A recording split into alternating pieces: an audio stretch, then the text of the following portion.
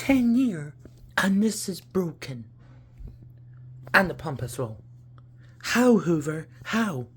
That still works, by the way. Hello? So yeah, this Hoover is done for.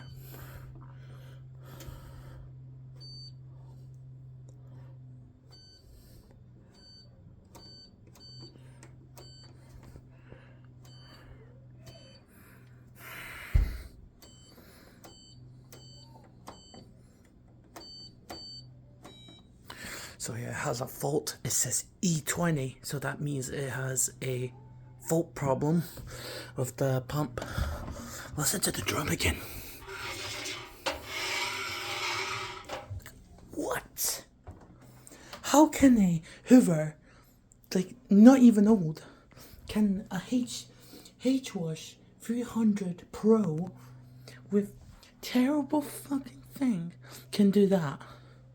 Like what? It's not even 10 guarantee. Not even 10 years. Such a rubbish machine.